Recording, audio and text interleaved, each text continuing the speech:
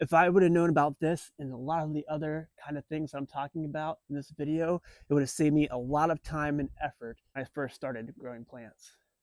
Whether you're interested in vegetable gardening or growing ornamental plants, there are a handful of really common mistakes that beginners make, and even after 10 years, I make too, that uh, really going to save you a lot of time and effort.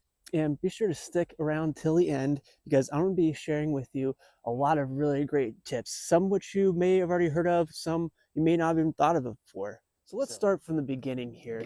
Let's talk about pots just really briefly. When you go to a nursery and buy plants, let's say you're not growing these yourself, you're buying a plant from a store, you're going to get plant pots that generally are like this. This is a gallon pot. Um, and one of the issues with pots like this is that if you leave plants in them for too long, the roots will start to spiral around in them, just like this. These types of pots like this, they encourage the root development of the plants to not spiral around like they do with these. Let's take a look at one of my elderberry cuttings right here that I started last year in the summertime. And you can see that there's roots starting to grow out of it. You know, that is telling me that it's time to get this out of this pot. That is one of really big mistakes that people make, is just leaving plants in pots for way too long and forgetting about them. And so one thing you should do is just be sparing with the plants that you're buying. And you can always get more plants, but I am very guilty of just growing way too many plants and just leaving pots on their own. Most people are going to have to water their potted plants every day, but when you do this, you only have to water, usually, depending on your climate, like maybe once a week or every 2 weeks. This is a pro tip for you. If you're going to be storing potted plants over the summer, most people are going to be overwatering and overstressing them. And so this is what you can do instead. Get yourself a whole bunch of sawdust, wood chips, leaves, some sort of organic matter, and then make yourself a big pile of it and bury your pots in that organic matter. So here I got a whole bunch of sawdust. This is just an example. I'm going to bury my pot in it, just like this. Okay, I'll even throw some in there. You know, I'm going to completely bury my pots in this. Then I'll soak all that in.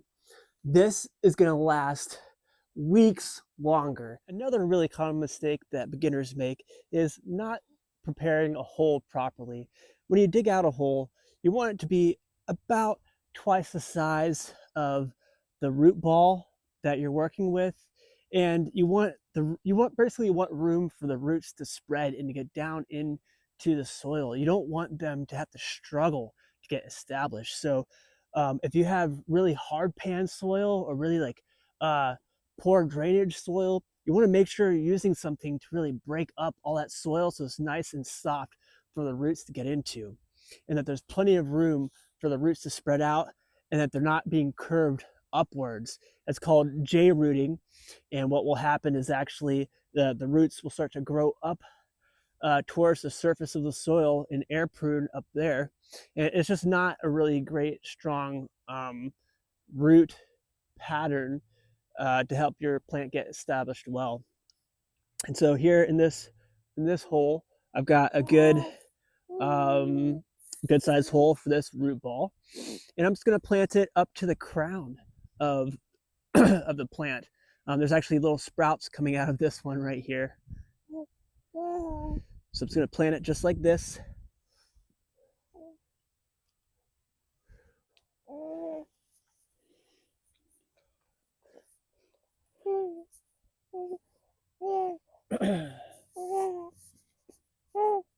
Okay, so this is one last step that most people never do. You're actually going to be stepping down and packing in the area around. I'm not stomping down. I'm actually just compressing the soil around the potted area, tossing some more dirt in.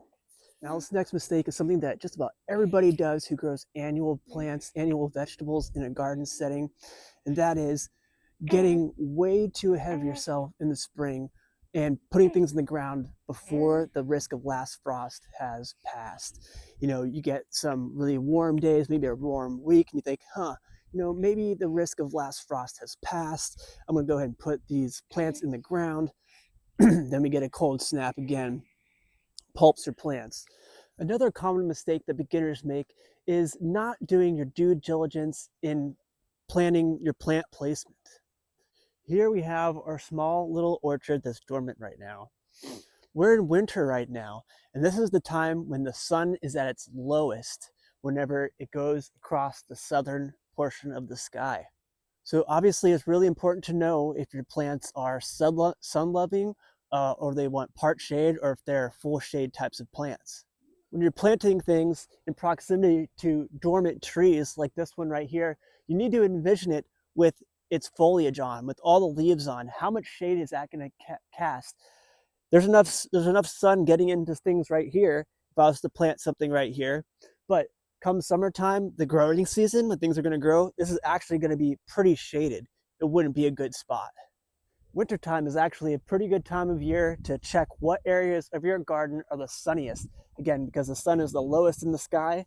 In the summer, it's going to there's actually going to be more areas that are going to be sunny. So let's take a look at what's happening with this plant. And this is a good time to address another common mistake that people make when taking plants out of pots. Now, when you buy a plant from a nursery, that should be pretty well rooted in. And so what you want to do is just kind of give it a little bit of a squeeze around the edge, just like this, okay? Then, especially when there's a lot of roots, I'm going to put my hand on top to try to save as much soil as possible. It's going to come out just like this.